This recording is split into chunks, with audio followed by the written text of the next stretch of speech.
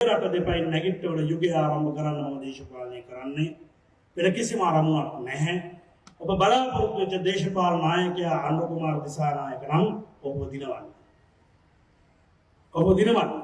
සජිත් ප්‍රේමදාස නම් ඔබ බලාපොරොත්තු වෙච්ච දේශපාලන නායකයා ඔබ දිනවන්න. ඒ වගේම රනිල් වික්‍රමසිංහ අපේ දැනට ජනාධිපතිවරයා නම් ඔබ දිනවන්න. ඔබ දිනවලා බලන්න මම අනෝත් සිල්වා තව අවුරුදු එකමාරකින් මගේ රට මොකද වෙන්නේ කියලා බලන්න.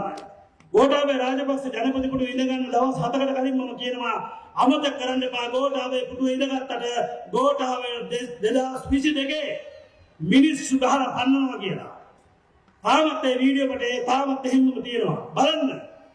ඒ වගේම මම බයනතු කියනවා මේ රටේ මිනි ගොඩ ගැහෙන යුගයේ ආරම්භ වෙන්නේ ඔය දේශපාලන බල කඳවුරේ ඉන්න මිනිස්සු කරන කියන දේවල් නිසාමයි අහිංසක ඔයාලා නිසා නෙමෙයි පුතේ. මිනිස්සු මේවට මැදිහත් වෙන්න එපා. කිසිම වෙලාවක අරගලයක් කරන්න යන්න එපා. කිසිම වෙලාවක ආයුධයක් අත දරන්න එපා. කිසිම වෙලාවක කිසිම ජාතියකට විරුද්ධව කිසිම ආගමකට විරුද්ධව කිසිම දෙයක් ඔබ කරන්න යන්න එපා. ඔබ ගෙදරක් ඇතුළට වෙලා හිටියත් කමන්නේ ඉවසා දරාගෙන කිසිම අරගලයකට මැදිහත් වෙන්න යන්න එපා. මේ මොහොතේ අද පටන් නෙමෙයි තව දවස් 3ක ඉඳලා මගේ රටේ අරගල කිරීමේ සරසුමක් තියෙනවා. ඒවා මේ රටේ මිනිස්සු දන්නවා. ඒවා කිසිම දෙයකට මේ දේ අහන ඇහෙන සීමාවෙන්න කිසි කෙනෙක් මැදිහත් වෙන්න යන්න එපා. ඒක මගේ ගෞරවණීය ඉල්ලීම. අහිංසක ඔබ මරා කපා කොටා ඝාතනය කරන යුගය අපි අවසන් කළ යුතු දේශපාලඥයන් විසින් මෙතෙක් කළ ඒ කාලකන්ණි ක්‍රමවේදය.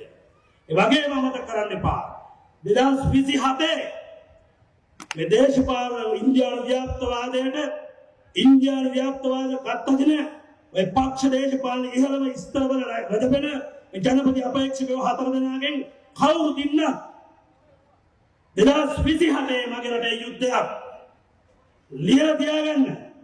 ඒක අනාවේ කියා ලියලා තියාගන්න. මේක වෙනවමයි. බය ඇති කරන්න ඕනේ නැහැ මට.